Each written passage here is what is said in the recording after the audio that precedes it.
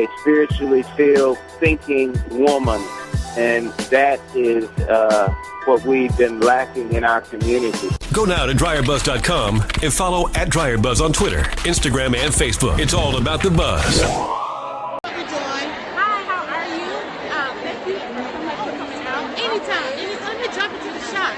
And we have to have a continuing conversation just about gender-specific organizations.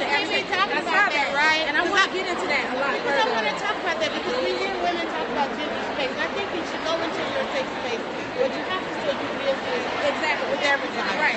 Right. And so I'm Nicole Garner-Scott, founder of 100FemaleEntreprenuers, and today we are celebrating Global Women Entrepreneurship Day, which is taking place. It's headquartered right now in the UK, but everyone's tuning in worldwide.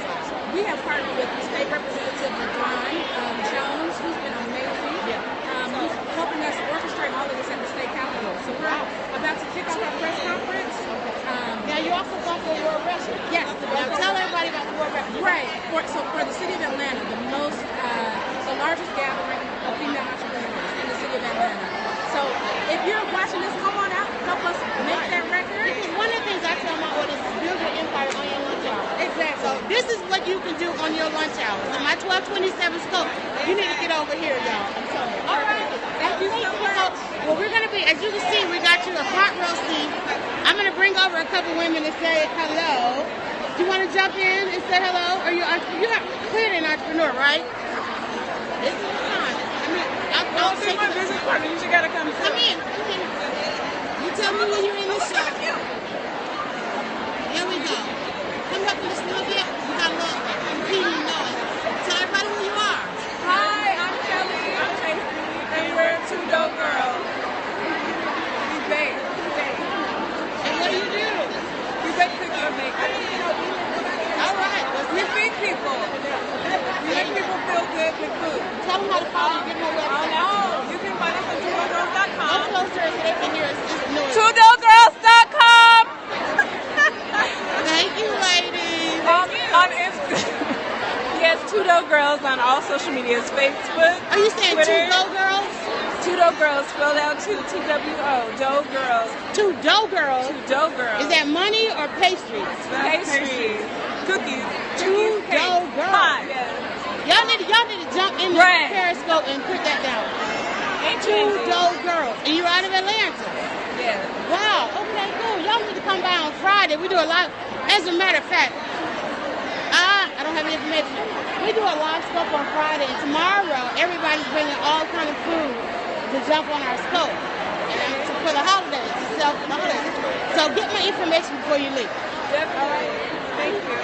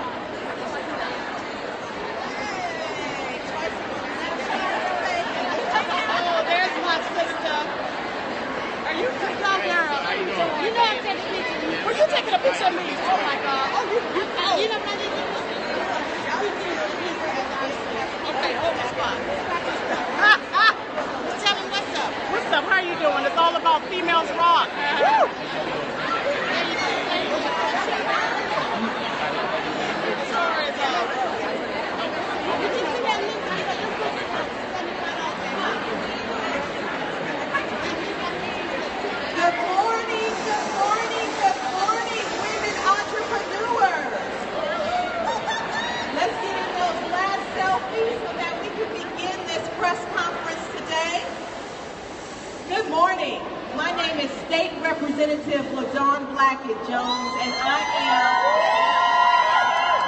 so honored to have you all come down and to your Georgia Capitol. So on behalf of Governor Nathan Deal and the state of Georgia, we welcome you to the Georgia State Capitol for Women's Entrepreneurship Day. I would like to thank Nicole and the 100 Female Entrepreneurs Inc. for choosing this as a location for this celebration. I want y'all to understand how monumental this is. In over 144 countries around the world, there are women celebrating the gift of being a boss and a business owner.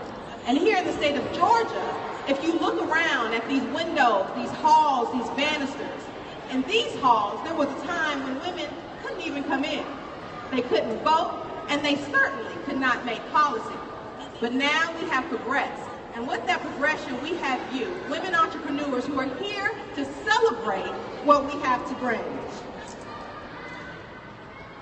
This day is particularly special to me because not only am I state representative for South Fulton, East Point, College Park in Atlanta, but I'm also a woman entrepreneur. I'm the CEO of the LBJ Law Group, a holistic law practice, and what we do is those life skills, small business law, family law, and criminal law. And so I understand intimately the importance of being a woman entrepreneur, and more than that, I am excited about the special gift that being an entrepreneur brings. Do y'all know what that gift is? Independence. Independence. You hit the nail on the head. Being an entrepreneur allowed me to fulfill a goal that I've always wanted to fulfill by serving the community.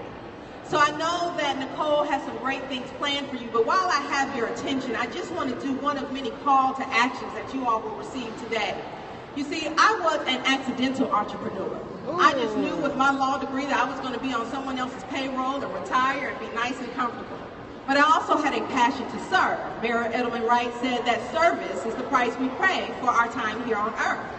And so as someone who served in my neighborhood community, those activities that people would never find out about, I decided to serve at a higher level. But would you believe it that when I went to go get jobs so that I can be out of work for 3 months and come down to the Capitol to make laws, nobody wanted to hire me for 6 figures?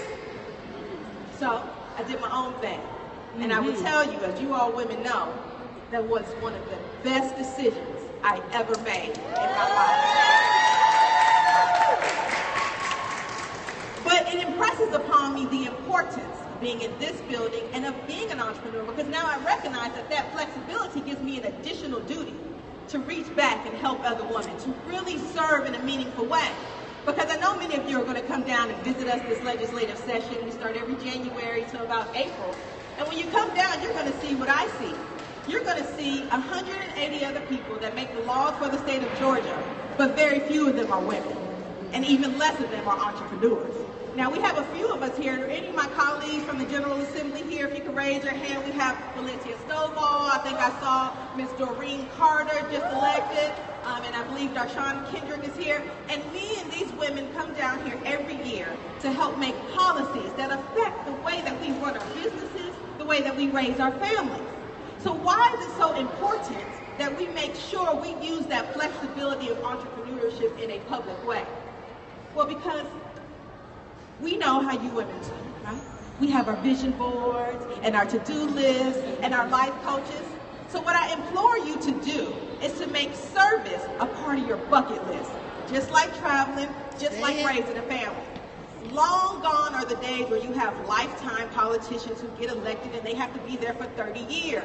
Terms are 2 and 4 years, ladies and gentlemen, and we need you in our school boards, in our city council, and here down at the Capitol, because who else is going to make policy for women entrepreneurs other than women entrepreneurs? Now, don't get all excited, because I know how women do too. When we say we're going to do something, we want to do it tomorrow, January 2016, I'm running for office. Slow your roll. Put it on the plan and understand, not everyone has to be an elected official. We need you everywhere. We need you in your PTAs as secretary. We need you in your HOAs. We need you in your sororities. We need you to serve in a way outside of your family, outside of your household, and outside of your churches, temples, synagogues, and mosques. We need you serving in your communities and being a citizen of the world. So whatever that looks like to you, I implore you, as we look around these halls and then we look around this space, see, they wouldn't let us in here before because they know what we know now. When we come all together, we're going to take this thing over, all right?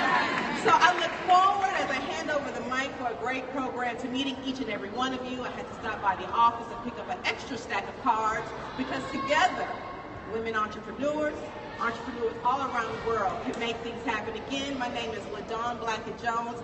Welcome to your Georgia capital. I would like to now bring up the organizer and hostess of the mostest, Ms. Nicole Garner-Scott.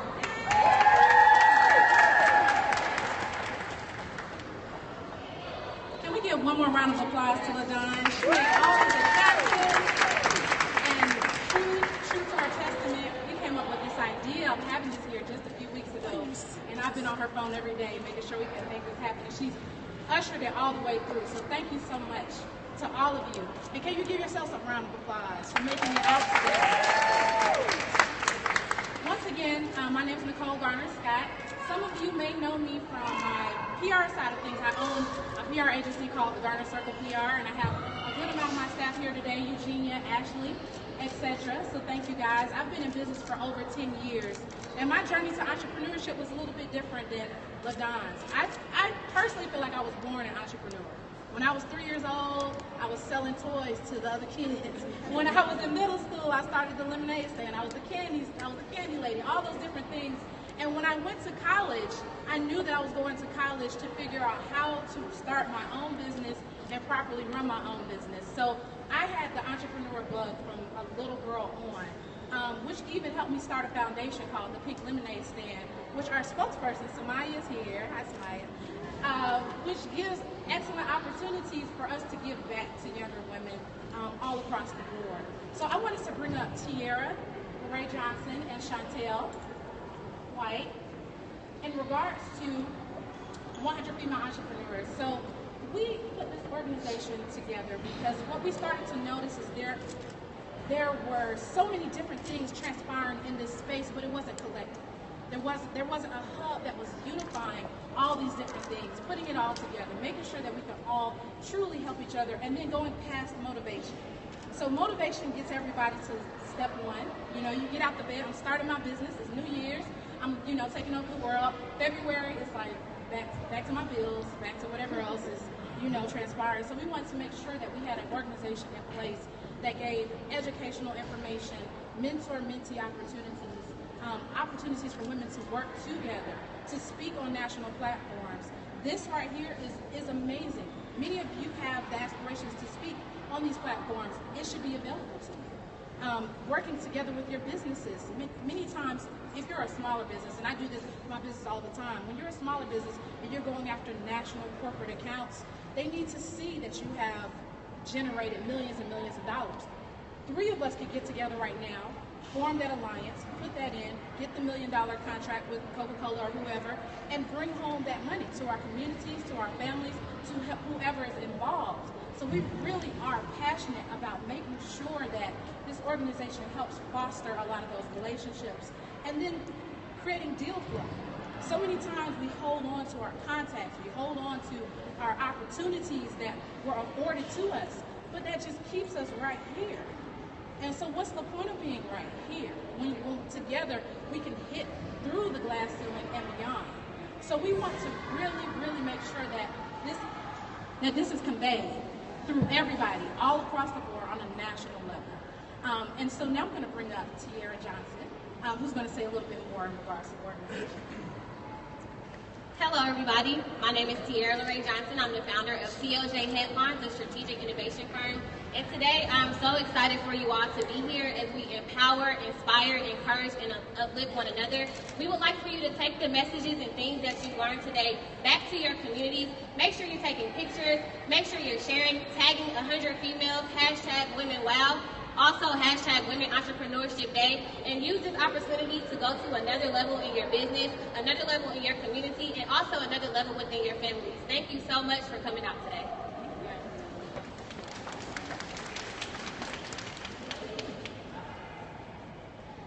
I guess it's my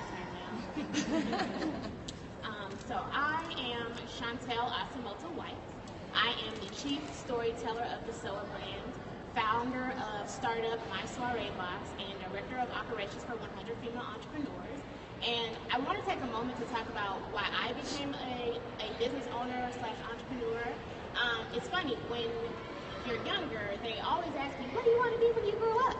And everyone always wants to answer teacher or pilot or nurse or scientist. But no one ever really says entrepreneur, probably because when we're that young, we don't really know how to spell it, and we definitely don't know what it means. As an entrepreneur, I didn't really know what entrepreneurship meant until I was in the middle of it and realized and woke up one day like, oh, am I paying my own bills with an idea I created from scratch? The definition of entrepreneurship, according to Google, our friends, is the development of a business from the ground up, coming up with an idea and turning it into a profitable business. Most of us became business owners out of necessity. We had to make ends meet, and we had to get real creative on how those ends were going to get met. Some of us have always been entrepreneurs, like Nicole said. She pretty much grew up in creating businesses out of side hustles that created businesses. Others of us had a hobby that we just had. Others of us had a hobby that we just had to meet the demand for. All of us became entrepreneurs because it's who we are. It was something deeply ingrained in our personality that's always been waiting to burst out of us. It was that idea that wouldn't let us sleep. That last customer we had to make sure we took care of. And that last dollar that we had to invest in. My story as an entrepreneur is a culmination of all of those things. It was out of necessity. It was because it was something that I loved to do as well as get paid for. It's because it's who I am. But most importantly, it's deeply ingrained in me.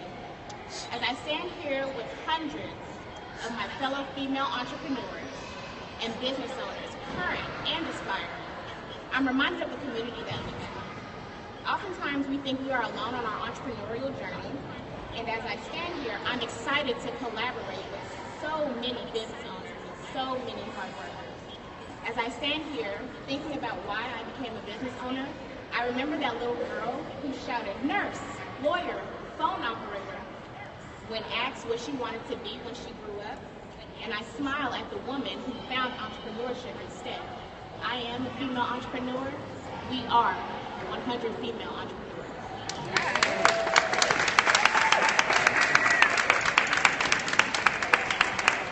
So excellent. We're going to transition into having a few female entrepreneurs in the city who have achieved great things on a national level. And we're going to start off with Tammy Reed.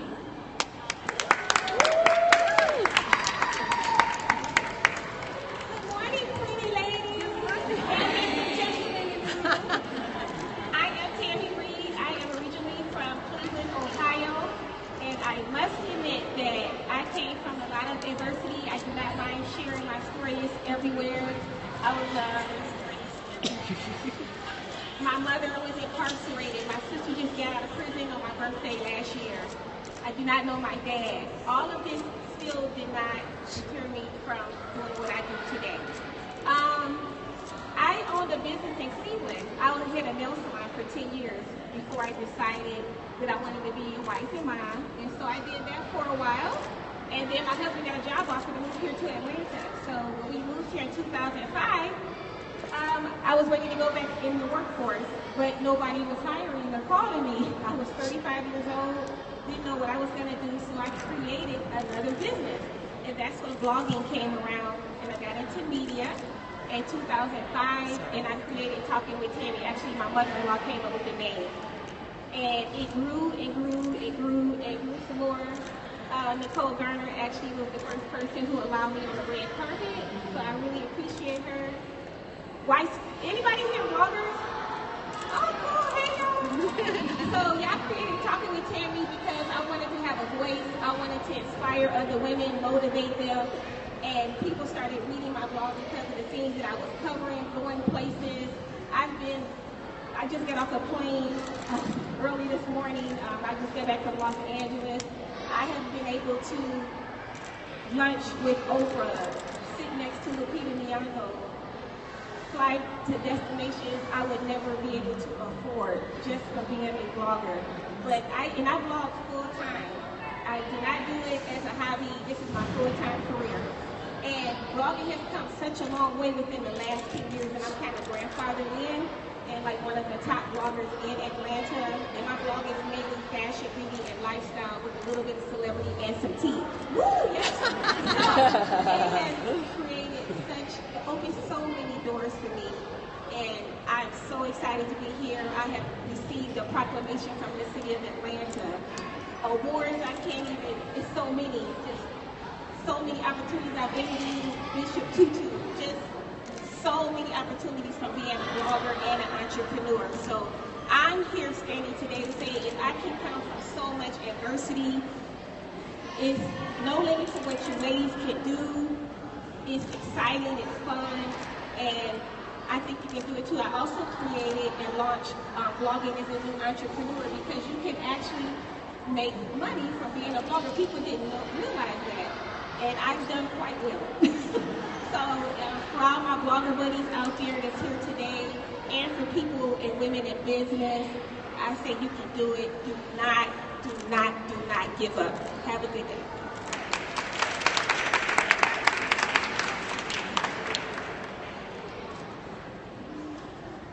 Next up, we have Bianca and Dave of Ladies Who Brunch.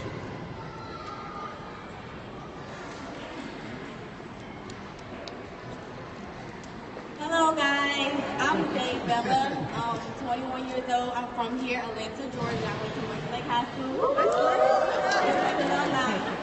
And I'm one of the founders of Ladies Who Brunch.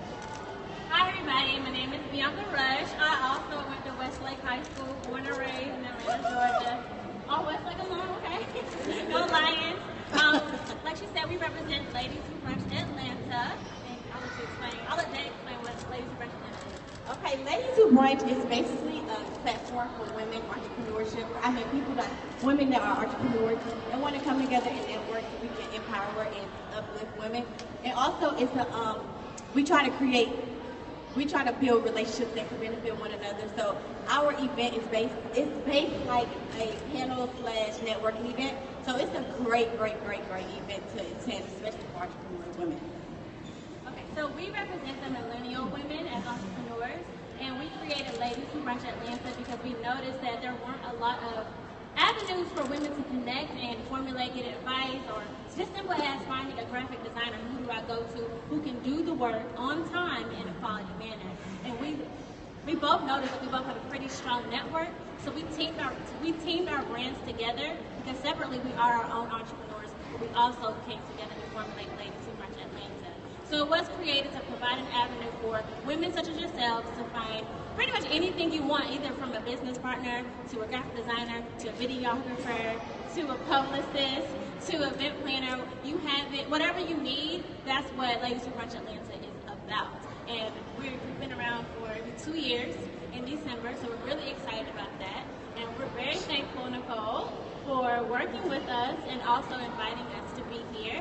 We have a conference coming up in February. It's called Ladies of Business Con 2016. So we need everyone to pull out your phones, please, and follow Ladies Who Brunch at ATL on Instagram so we can stay connected and so you can learn more about what we're doing as well as how Nicole and her team are helping us grow. They can help you grow as well. Talk about November 28th. Y'all have a November 28th. Oh, yeah. So we have a huge pop-up shop on November 28th. It's called Pink Saturday. It's in celebration of Small Business Saturday. We have over 30 vendors, and we have hundreds of RSVPs.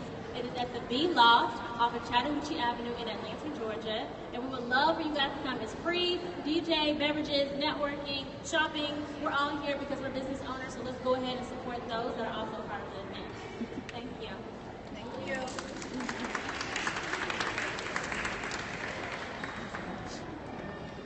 So as we continue to bring more female entrepreneurs up here, I thought it was very important to capture the voice from different demographics. So they were, Ladies Who Brunch were responding from the millennial perspective. There's so many young, and I know you all have at least younger sisters around you, daughters, all these different women that they start businesses on Instagram. They're starting businesses on Facebook. They're starting businesses in ways that we never knew we could start businesses before, and they're making millions of dollars. I mean, every day. but it's very key to work with each other, not to write them off, not to say, I don't understand what it is that you're doing, or I've always done business this way. It's good to learn from each other. So next, we will have Carla Stevens. And many of you have seen her on TV. She's excellent at what she's doing, but she's an amazing, amazing entrepreneur. And I really wanted her to speak about balancing motherhood and entrepreneurship. Thank you so much, Nicole, and your organization here, 100 Female Entrepreneurs. I'm really honored to be here, and I'm amazed at the women that are here. My name is Carla Stevens, and I am the wife of Jesse Stevens. We have been married for 22 years. I'm very proud to say that. I am the extreme mother of Evan and Ryan Stevens. They are my amazing, talented boys. One is 11 and one is 14. They are my greatest pride and joy. They give me life, but I tell people they are not my life. I am here, and you are here, I believe, because you know deep down inside that you're more than a female. You're gathered here today not just because you own businesses and that you're seeking to network. You know that there's more to you than your breast. You know that there's more to you than your butt. You know that there's more to you than your augmentations. You're more than female. And I believe that today you represent a tribe and a village of women who understand that there's so much more to us than what we look like on the outside. Can I get a clap for that? Now, some of us do make major money. I'm a preacher's wife. Excuse me, so I have to break them up. Some of us do make extra dollars and coins because of how you look. I'm not knocking that. But it was a deeper cry in you that caused you to get up when you wanted to sleep. It caused you to birth a vision when you wanted to cry. And that cry is that I am more than a female, that God put something on the inside of me that he wanted to get out. And that's what we're seeing in millennials. That's what we're seeing in this generation. Women who know that there's more to them and that they were created to go beyond their genders and to produce something in this world. I became a mompreneur because of my nature, just like yours. By nature, women, we are responders. I gave birth to a 26-week, 1 pound, 4 ounce baby boy. And immediately my God-given gifts kicked in and said, I have to do something. I cannot go back in and clock in for 10 and 11 and 12 hours a day when this baby needs me.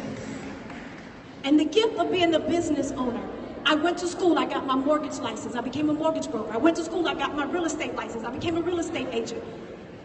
I became what my family needed me to be. And all my years here, I have graduated. I have become what my community needed me to be. I became a PTO president, a parent-teacher organization president. And if I had time, I'll share that story because ultimately, me doing me landed me on a major network called Bravo in a show called Mother Funders. And not only was I talent on that show, but I was a consulting producer on that show because I took a stab at being more than a female. People ask about balancing. How do I do it? Thank you. Let me tell you this. I was a pastor's wife for 8 years, and I helped many women. Always seeking a balance. And I can tell you this, a balance to a mother is when your heart and mind can reconcile in the right place, at the same place. That's balance to me. I don't want to be with my children wishing I was at work, and I don't want to be at work wishing I was with my children. So when you ever find yourself in a place and a time, and you're feeling unbalanced, ask yourself, what do I need to do to reconcile my heart and my mind? And that's your balance. Because your balance is not my balance, and my balance is not your balance. Stop looking for a perfect formula. My mantra in life is, knowing who you are helps you reject who you are not. I applaud every last one of you because you're doing something. You're not average in this place. You came here today. Many were called, few were chosen. I told you I was a preacher's wife. Oof. So I applaud you and I congratulate you and I tell you to move on and you continue doing what you're doing. You're not done. There's so much more in you. There's solutions and answers. Women are nurturers. And when LaDawn, when representative and when the political people recognize if we can empower the caregivers, we can change a nation. So today, thank you, Nicole, for empowering the caregivers. And through that, I know women are going to leave here charged and ready. Now, I've said all that. Let me just tell you my other business. I own and operate 2 trucking companies. I own a company called Stevens Transportation Services with my husband, and then I started Rockstar Trucking on my own because I wanted to use that company to give back to my heart, and that is advocating for sexually exploited children and women in human trafficking. For years, I've served with organizations fighting on behalf of that. So I started one company to help feed us, and then I had a passion to start another to help get some of these women and children off the streets and the ones that are in the exotic clubs that wanted to transition. I am Carla Stevens, and I'm a mompreneur, and I'm glad to be named a Momshi today. Thank you.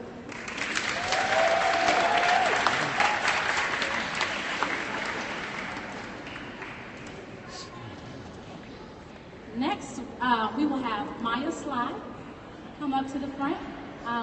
Many of you have seen her on television as well, but me and Maya connected on a whole nother level. She has franchises of her business all across the nation, and she is truly a woman about her business. So really quick before I bring her up, I know we have all the kids upstairs, but I think it's such a beautiful thing that all these young girls are up here looking down, seeing this. You know how things happen on site? Hi guys. You know how things happen on site, but I think it's just a beautiful thing that just happened where they get, if I could have saw something like this at their age, who knows, you know, what would have happened. So I think that's a beautiful thing. But Maya's like, come on up to the front. Hello, hello, hello. Well, this is one of those moments when I was that age, they used to say, you talk too much in class. I made all A's, but I got a U and talks too much in class. Just know that children need to express themselves.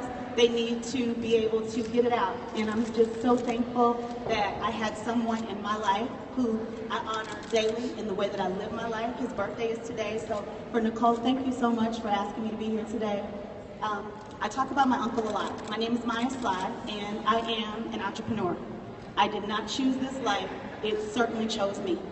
It chose me, and it chose me, and it chose me. I cried, wept. Why do I have to do this? How do I have to do this? How am I going to do this? You just do it. As a woman in business, you just do it. But I think Nicole brought me up today because she knows I have a platform that I'm very passionate about, and I'm thanking LaDon Jones today because you said something that I'm extremely passionate about, and I know that this is why this day is needed and days like this are needed, because the people who make the laws that affect us as business owners have no idea what it takes to run our business. They have no idea what we have to go through every day to make sure that the lights stay on, the doors stay open, and the taxes get paid. Nobody knows that but you. So you have to make noise. Are you watching the news every day when you see people rallying all over the country saying that they deserve $15 an hour? They want $15 an hour. They want $15 an hour. They want $15 an hour. And you're not paying any attention to that. If you're not paying attention to that as a business owner, you're not going to be a business owner. You're not. I was raised by a woman who never made more than minimum wage her entire life. Never. Never. And do you know what she taught me?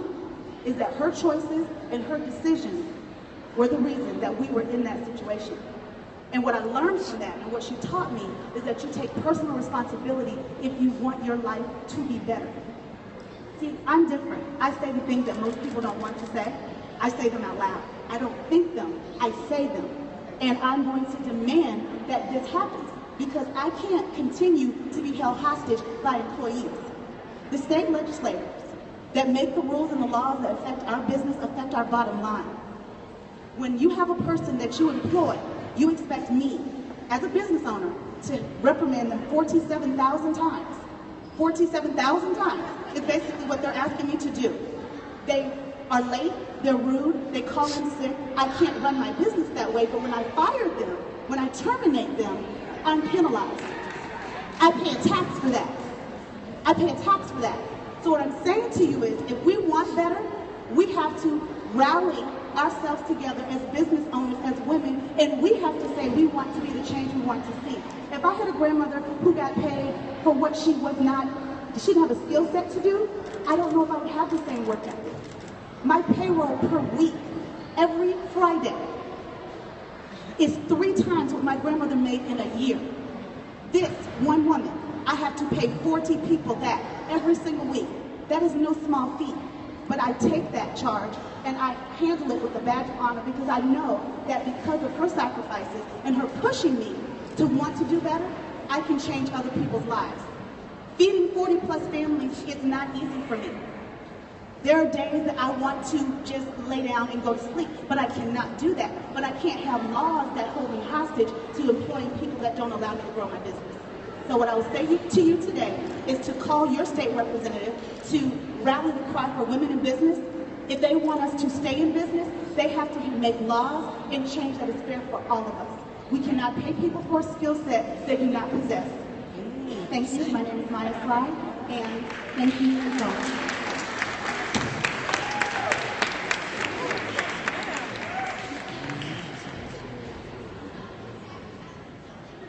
The difference between having a hobby and running a business. Thank you, Maya Stein. Next, we will have Christine White.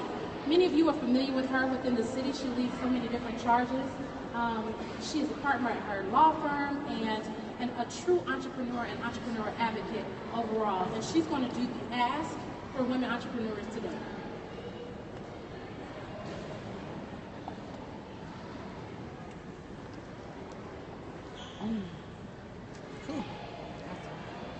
Good morning. Good morning. You guys look fantastic. I am so happy and blessed to be among you today. My name is Christine White, and as Nicole said, I am not only an attorney and MBA and a business manager, I am also an entrepreneur advocate. I advocate for women of color, all of us who find ourselves in a position that force us to figure it out, to do the impossible, to be incredibly creative. And so I'm here to do 3 things for you today. I'm here to celebrate with you. I'm here to challenge you. And thirdly, I'm here to create with you. I'm here to celebrate with you. I'm here to celebrate because Georgia's a different place than it was 10 years ago, 20 years ago. Women entrepreneurs are growing at a faster rate than we've ever grown before. Actually, Georgia is #1 in the union for women entrepreneurs, and #1 in the union for Black women entrepreneurs. So I'm here to celebrate that with you. I'm also here to celebrate the fact that our revenues are up. We're making more money than we ever made. Our revenues are up 80% from the 90s. So that's an amazing thing to celebrate. We're more effective, we're more productive, and we're just better people and better community leaders as a result. But I'm also here to challenge you. We must not, in all of our success, lose sight of the challenges that we face. Women businesses still earn less than 1/5 of what male businesses earn. Get it? Women businesses still grow at a much slower rate. Actually, 75% of women-owned businesses never make more than $50,000 a year. So we have a lot of work to do. We have to demand access to capital. Access to capital is the biggest reason why our businesses do not grow. But not just financial capital in the way we think about it. We need to, yes, ask for financial capital. We need that, right? But we also need to ask for human capital, and we need to ask for social capital. So from everything from bank loans to angel investments to VCs, women only get about 16% of the same investment that men get. We actually start up businesses with half the money that men start businesses with. But we still start them, right? We still start them. We don't let that deter us. And so we have to continue to ask for access to capital. We have to ask for more demand for more women to be put in the financial sector as VCs, as angel investors, and in underwriting and in banking. We also have to ask for social capital. We need opportunities to meet decision makers, right? We need opportunities to understand how business works. Now, there are many organizations and institutions that bring female entrepreneurs together, that bring Black female entrepreneurs together, and that is important. But we also have to integrate ourselves into male-dominated industries and male-dominated spaces. We have to be that much more diligent about meeting that man or that woman who may seem worlds away from you and get access to that social capital. And finally, we need access to human capital. Now, we know that black women are the most educated women in America, most educated people in America. So we tend to be pretty well educated. But because of disparities in the workforce, we also don't have as many opportunities in management and executive leadership. So when we do step out and have our own companies, we don't bring that experience to bear. So we have to figure out ways to create that type of experience. We need more training. We need to demand training that is focused on our needs, on the fact that we might have to go pick up our kids or figure it out or take care of a loved one. We need female-focused training that helps women who have to be entrepreneurs, to be better entrepreneurs, to step up our level of excellence. And that's what I'm about. I come from two parents who called themselves amateur entrepreneurs. You know what an amateur entrepreneur is? That's it, just sort of not really knowing if you gotta pay taxes, not really taking out payroll taxes, not really paying attention to insurance, not really sure where that money's gonna come from, but we still do it anyway, right? We just have to step up our level of excellence. So finally, I'm here to create with you. I'm here to create a better workplace for women. I'm here to create a better workplace for female entrepreneurs. And I'm here to create a better network. Together we are stronger. The one thing that we don't really tend to understand is that collective power is so much stronger than individual power. So I'm here to create that collective power with you to help you grow your businesses and to help you be better community leaders. Because at the end of the day, what we're creating for ourselves, we're also creating for our children and our children's children. So please go forth, be fearless, be magnificent, you amazing architects of economics. And be Rajas of revenue. And do what we can, what we have to do to make this house more representative of us, this community more representative of us, and this world more accountable to us. Thank you. My name is Christine White.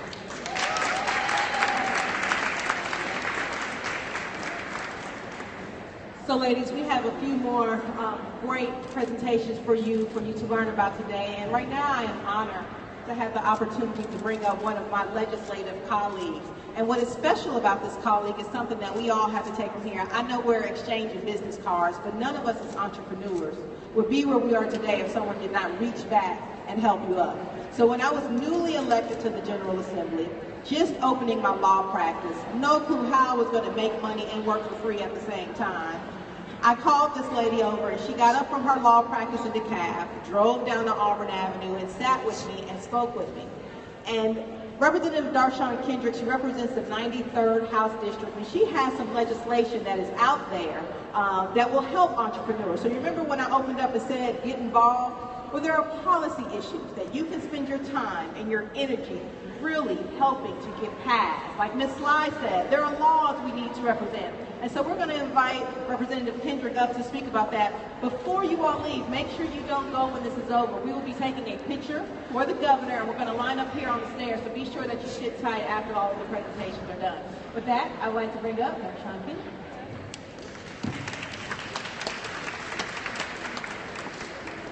Good afternoon, everyone. How are you doing? Great. I was told to try and go up a few steps, but I don't think I can go up a few steps. So hopefully everybody can hear me. I'm kind of short, so I know you probably can't see me, but just listen to what I have to say. Thank you to LaDon for putting this together. I represent State House District 93, which is East DeKalb and South Gwinnett, and I do own a private securities law firm, so I actually help companies when they found investors to do legal compliance when they are raising capital. So I enjoy my job, and I enjoy being down under the gold dome. One of the committees that I serve on is the Small Business Development and Job Creation Committee. As a matter of fact, I'm the Racist Democrat on that committee. And it's a committee that was set aside specifically to address the concerns of small businesses. But I have a bill that I proposed this last session, and it's HB 109. And I put some material in the back, so make sure you grab that. It has a picture of me, and it gives you some bullet points about the deal. On the back of this sheet is every member's contact information that is on the Ways and Means Committee. That is where my deal is, because it involves tax credit. So make sure you reach out to those people in the Ways and Means Committee. Their phone number is on there, their email is on there, and say you want HB 109 passed. Now I'm going to try to explain to you HB 109, and sometimes it gets a little polluted because it involves tax credits. But generally speaking, the General Assembly set aside about $10 million in tax credits for people who invested in certain qualified businesses. That sounds good, right? Because we all need access to capital. You're thinking, I can get investors. The only problem is that it's limited to what we call accredited investors, which is a Securities and Exchange Commission definition, which means that you have to make about $200,000 or more a year or have a net worth of about $1 million, give or take a few other things. Well, the problem with that is that family and friends and people who are not accredited investors, if they want to invest in your business, they still can, but they don't get the 30% tax credit. To me, that doesn't seem fair that people who can afford not to have the tax credit get the tax credit, and for those of us who can't afford the tax credit don't get the tax credit. That makes absolutely no sense to me. And so HB 109 is meant to address that and meant to take out the words accredited investors so that people who are not within that definition of accredited investor are able to invest in a qualified business, and then 30% of whatever they invest in that qualified business, they get it as a tax credit, dollar for dollar, with their Georgia tax returns. And so I'm fighting every day to get that out. It's very, very hard to explain to people who are not business owners how much of access to capital that is going to open up for entrepreneurs. So please take my information that is in the back that has all the contact information for myself and for members of the Ways and Means Committee, and let them know that you need access to capital. And in January, I'll be fighting hard to make sure that I can get that pushed as far as possible. But thank you so much for letting me come. Now, not to get too deep, but something y'all need to know. I was talking with some colleagues whose families had generations and generations of entrepreneurship. And they were talking about these tax credits and how they buy them and then they sell them. And my husband and I looked at each other and we said, are they buying and selling taxes? They are buying and selling taxes. That's the short way to explain it, through those tax credits. So you all pay attention and learn what's going on so that you can become a part of it. So at this time, as we get close to wrapping up, I would like to invite Thea Washington and Nicole Garner-Scott up to the front, because a part